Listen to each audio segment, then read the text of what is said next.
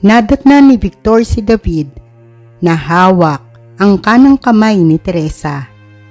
Nakalarawan sa mukha nito ang pagmamahal at pag-aalala habang pinagmamasdan ang dalaga. Napangiti siya.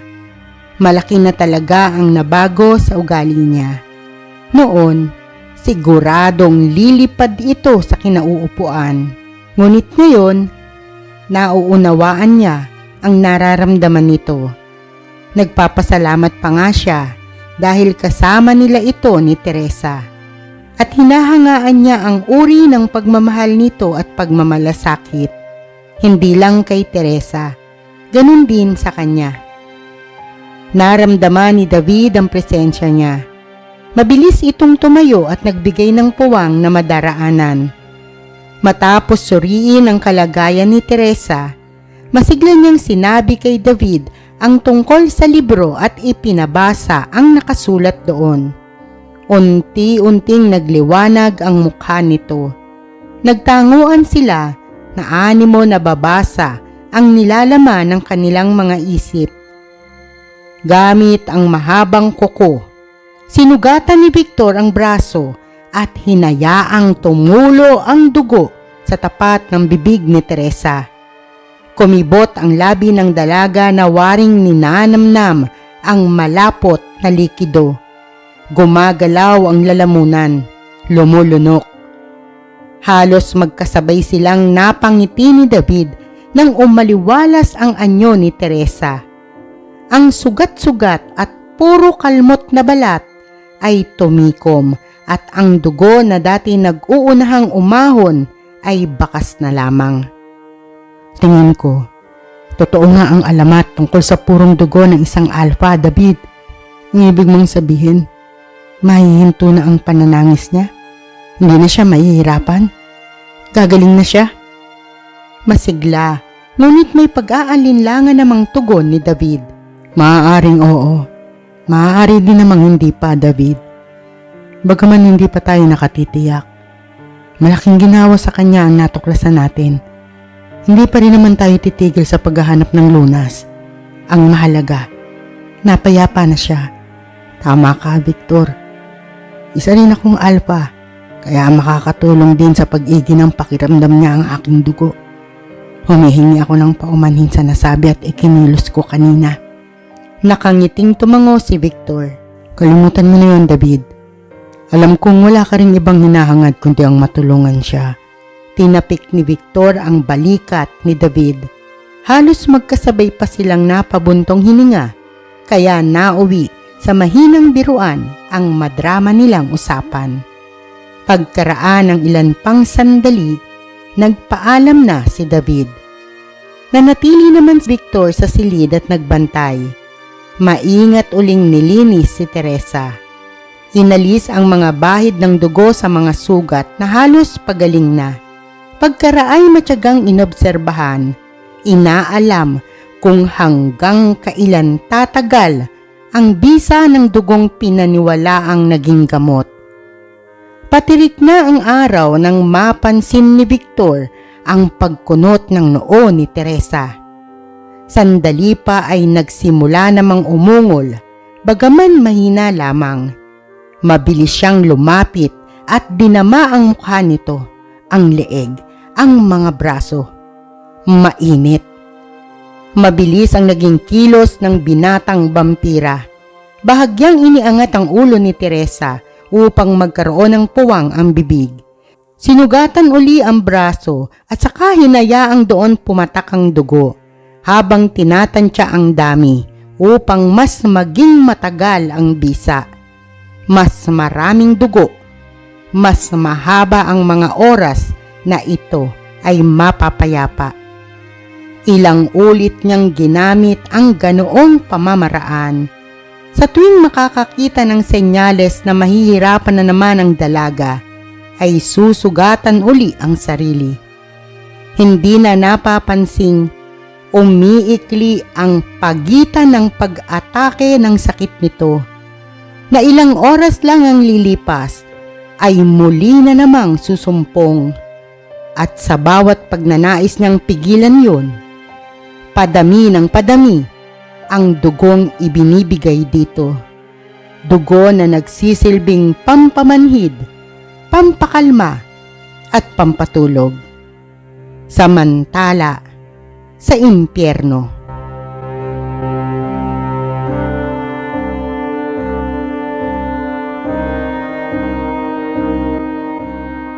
Ganyan nga, Victor.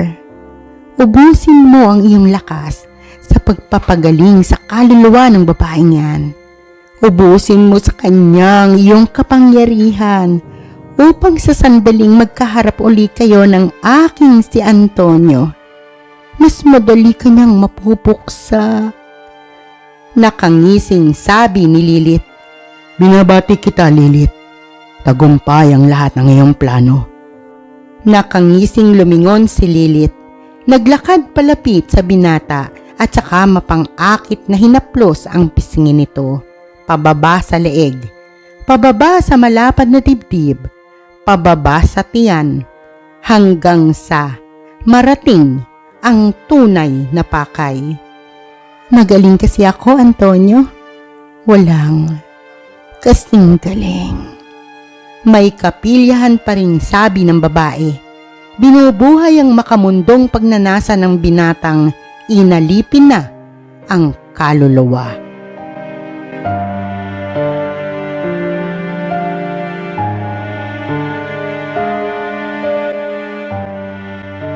Nagpatuloy ang mga araw sa loob at labas ng kastilyo. Malaki ang iginanda ng kalagayan ni Teresa ngayon, David. Tingnan mo, nakangiting sabi ni Victor. Nakangiting tumango si David bilang pagsang-ayon. Pareho nilang pinanonood ang dalagang payapang natutulog. Gaya ng dalaga, napayapa rin sila. Sa tulong ng kanilang dugo, unti-unti na itong gumagaling. Hanggang sa isang gabi, sa lawang himlayan ni David.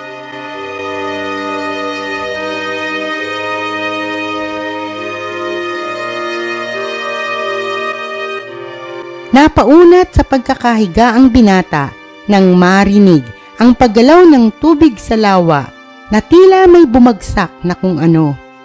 Kunot-noo siyang bumangon sa damuhang kinahihigaan. Marahan siyang naglakad palapit habang sinisipat ang lawang natatabingan ng makapal na hamog. May natanaw siyang nakalutang. Bagaman malamig ang tubig, lumusong siya upang alamin kung ano iyon. At nang mahawakan ay marahas iyong hinila. Namula ang mukha niya ng matuklasang si Teresa pala. At wala itong suot na kahit ano. Tila napasok. Mabilis niya itong binitiwan, sabay paling ng paningin taliwas sa kinatatayuan nito. Napakalamig ng tubig, Teresa. Mas mainam kung bukas ka na lang maligo. Aniya. At saka tumalikod para umahon sa tubig. Mabilis namang humabol si Teresa. Iniyapos sa kanyang bewang ang magkabilang braso. Malamig ang tubig ngunit nanulay sa buo niyang katawan ang hindi maipaliwanag na init. Biglang-bigla, tila nilalagnat siya. Bilog na bilog ang buwan. Ang tamang sandali ng pakikipagsiping sa mga lobong kapareha. Ngunit wala siyang pares. Oo nga't iniibig niya si Teresa, ngunit si Victor ang iniibig nito. Pilit niya iyong isinaksak sa isip at kahinahunan. David. Napapikit siya. Napakalambing ng tinig ni Teresa. Waring nakikiusap. May hinihingi. Naikuyom niya ang magkabilang palad ng maramdaman ang pagdikit ng katawan nito sa kanyang likod. Nagtagis ang mga bagang niya nang idiin ni Teresa ang mauumbok na dibdib. Bahagya pa iyong iginagalaw. Mistulang kahoy na babad sa tubig. Unti-unti na siyang nadadarang. Humugot siya ng malalim na paghinga at saka marahas na ibinuga. Kinalas niya ang mga braso nito at saka humakbang palayo. Kung hindi siya agad iiwas ay tuluyan na siyang makakalimot. Mapapatid ang ginagawa niyang pagtitimpi. Umahon ka na, Teresa. Napakalamig ng tubig. Baka magkasakit ka. Paahon na siya nang mahawakan nito ang kamay niya at saka hinila. David, hayun na naman ang matamis nitong himig. Nakasasabik, nakahaharuyo. Nagmistulang pinako sa kinatatayuan ng mga paa niya. Bahagyang nanginginig ang katawan. Lalo pa nga at inilagay nito ang kamay niya sa isa nitong dibdib. Inihagod at saka inilipat sa kabila. Naramdaman niya ang nakausling dunggot at tuktok. Nag-uslian ang mga ugat niya sa sintido, sa leeg. Nabuhay ang nasa ibabang bahagi ng kanyang katawan. At nang igiya nito ang kamay niya pababa sa pagitan ng mga hita nito, mistulang binuhusan ng nagyayelong tubig ang pakiramdam niya. Bumalik ang katinuan, nanaigang matalinong pag-iisip laban sa makamundong pagnanasa. Tama na, Teresa. Tama na. Marahan niya itong itinulak. Tumingkayad pa ito upang abutin ang labi niya, ngunit iniiwas niya ang mukha. Nasasaktan ako sa pagtanggi mo, David. Ipinagkakaloob ko sa iyo ang aking sarili. Ngunit, inaayawan mo. Napailing siya sa sinabi nito. Bawat himaymay ng kanyang laman ay nagnanais itong ariin, angkinin. Ngunit alam niyang hindi iyon ang gusto ni Teresa. Hindi ang Teresang iniibig niya, ang Teresang dumayo sa lawa at tumutukso sa kanya. Ang makabahagi ba sa iyong dugo? Tatanggihan mo pa rin? Napakunot ang noon niya sa sinabi nito, ngunit hindi umiwas nang hawakan nito ang kanyang leeg. Bahagya siyang naigtad ng mapilas ang gilid na bahagi.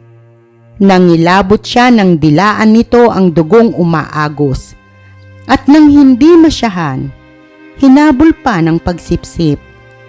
Nang tila nabusog, saka pa lang ito tumigil.